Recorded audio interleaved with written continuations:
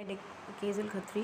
आज हम BSc third year paper maths में पेपर थर्ड बी में यूनिट 4 पढ़ रहे हैं। हम सिंप्लेक्स मेथड के स्टेप्स पढ़ चुके हैं कि क्या होती है, सिंप्लेक्स मेथड कब यूज़ होती है। आज हम उस पर एग्जाम्पल लेके उन स्टेप्स को सॉल्व करेंगे, समझेंगे।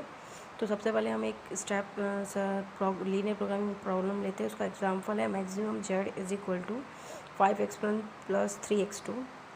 सब्जेक्ट टू कंस्टेंट है x1 + x2 less than equal to 2, 5x1 + 2x2 less than equal to 10, 3x1 + 8x2 less than equal to 12 and x1 x2 greater equal to 0। This is restriction, ये non negative constant है। तो step first में है, हमें क्या check करना है कि ऑब्जेक्टिव फंक्शन मिनिमाइज है और है ना, और ऑल BI's मतलब 2, 10 और 12 और पॉजिटिव है। तो यहाँ पर चेक करके देखते यहाँ पर दिख रहा है कि मैक्सिमाइजेशन प्रॉब्लम है और है ना, ये सभी BI's पॉजिटिव है। ठीक है, तो इसमें हमें कुछ करने की आवश्यकता नहीं है, एज इट इज़ रहेगी प्रॉब्लम। फिर सेकंड स्टेप है एक्सप्रेस द प्रॉब्लम, मतलब स्टैंडर्ड फॉर्म में एक्सप्रेस करना है। तो इसके लिए हमें स्लैक वेरिएबल इंट्रोड्यूस करने हैं। तो 3 इक्वेशन है, 3 कंस्टेंट है, तो S1 S2 S3 3 कंस्टेंट में स्लैक वेरिएबल जोड़ेंगे। तो मैक्सिमम जेड क्या हो जाएगा, 5x1 + 3x2 0s1 + 0s2 + 0s3।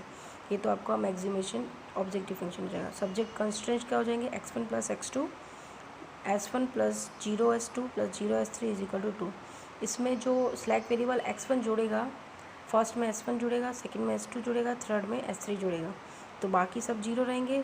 तो उसको इस फॉर्म में लिख दिया। तो ये 1 2 3 कंस्टेंट, तो इसमें x1 x2 s1 s2 s3 all are non negative constant हो गए। अब हमें स्टेप फाइंड में क्या करना है, इनिशियल बेसिक फिजिबल सोल्यूशन निकालना है। इसके लिए हमने मेथड पढ़ी थी कि n - m = 0 रखना है। तो n आपका वेरिएबल है और m आपका इक्वेशन है। तो वेरिएबल है यहाँ 5 और इक्वेशन है 3। तो n - m किया तो 5 - 3 तो 2, मतलब 2 आपके x1 और x2 0 रखेंगे। n - m = 0। ठीक है, तो m वेरिएबल है तो 2 वेरिएबल बचे। तो हमें सब्स्टिट्यूट करना है x1 x2 = 0, 1 2 0 में। तो हमें क्या मिलेगा, बेसिक सोल्यूशन मिलेगा। S1 = 2, S3 = 10 = 2। तो S1 S2 S3 are positive है, तो बेसिक सोल्यूशन भी फिजिबल हो गया और नॉन डिजेनरेट हो गया। और बेसिक फिजिबल सॉल्यूशन में x1 x2 = 0 तो नॉन बेसिक हो गई है, और S1 S2 और S3 ये आपके बेसिक हो गए। तो हमें फर्स्ट टेबल निकालेंगे इनिशियल बेसिक फिजिबल सॉल्यूशन। इसके लिए टेबल इस फॉर्म में रहेगी, CJ CB बेसिस। तो इस फॉर्म में जमाएंगे। CJ आपके क्या हो जाएंगे, 5 3 0 0, ये मैक्सिमाइजेशन से आएंगे, फर्स्ट सेकंड और थर्ड। फिर बेसिक में x1 x2 है, S1 S2 S3 और BI है, BI मतलब B1 B2 B3। CB है, बेसिस है, बेसिस में आपके कौन कौन से है, S1 S2 S3 है। और इस इक्वेशन से आप जमा दोगे S1 S2 इसमें। तो x1 की कोफिशिएंट 1 है, x1 की कोफिशिएंट 1 है, x2 की कोफिशिएंट 1 है, S1 1 है और 0 0। तो ऐसे जमाएंगे तो ये आ जाएगा 1 1 1 0 0 0 और 2 BI है। सिमिलरली S2 भी जमाएंगे तो 5 2 0 1 0 आ जाएगा। 3 भी जमाएंगे तो ऐसे आ जाएगा। और CB है आपका। अब यहाँ पर आपको देखना है कि फिर ये जमाने के बाद ये जो 1 है, ये यूनिट मैट्रिक्स बन रही है। देखो 1 0 0 0 1 0 0 0 1 एंड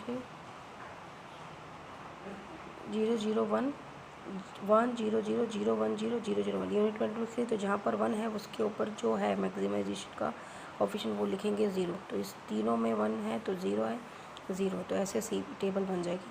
अब हमें फाइंड करना है ZJ और CJ। तो ZJ का फॉर्मूला था समेशन CB AIJ। तो वो कैसे निकालेंगे, ZJ = this into this multiply plus this into this multiply plus this multiply. तो ये हम निकालेंगे। फर्स्ट के लिए मैंने निकाल के दिया, 0 आ गया। सिमिलरली सबके लिए निकालेंगे तो 0 आ रहा है। फिर हम CJ निकालेंगे। CJ का हो जाता है CJ - ZJ, मतलब CJ है 5 फर्स्ट के लिए, तो 5 - ZJ तो 0। तो इस प्रकार ये निकालेंगे। तो हम अप्लाई ऑप्टिमलिटी टेस्ट, इसमें देखना है मैक्सिमेशन प्रॉब्लम है तो ये ऑल आर CJ पॉजिटिव है, तो इसलिए ये basic initial function not optimal हुआ। तो हम नेक्स्ट प्रोसीड करेंगे। तो इसके लिए आइडेंटिफाई करेंगे स्टेप में, नेक्स्ट स्टेप में इनकमिंग और आउटगोइंग वेरिएबल। तो चूँकि x1 इज़ इनकमिंग वेरिएबल है, अब इसमें इस ये x1 आपका इनकमिंग वेरिएबल हो गया। सबसे पहले हम ये 5 मैक्सिमाइजेशन है तो ये एरो इधर आ जाएगा, इनकमिंग वेरिएबल हो गया। अब इसमें हमने 2 यहाँ पर है 2, इसको डिवाइड करना है। 2 divided by 1, 10 divided by 5, 12 divided by 3, तो हमें मिलेगा 2, 2 एंड 4।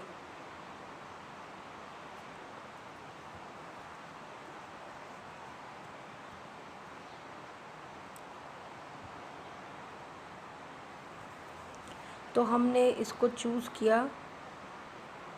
मिनिमम, ये हम 2 है, दोनों में 2 2 है, तो कोई भी मिनिमम चूज़ करते तो मैंने ये चूज़ किया मिनिमम 2। तो ये आपका S1 आउटगोइंग हो गया, यहाँ से S1 बाहर निकल जाएगा।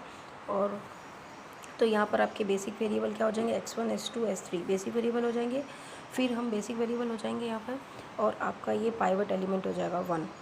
तो हमें अब नेक्स्ट स्टेप में अगेन दूसरी टेबल बनानी है। इसके लिए इस 1 के नीचे हमें अब यूनिट एलिमेंट, अब वापस आइडेंटिटी मैट्रिक्स बनानी पड़ेगी। तो जो निकला है तो ये 1 है, इसके नीचे 0 0 होंगे, ये एलिमेंट 1 होगा।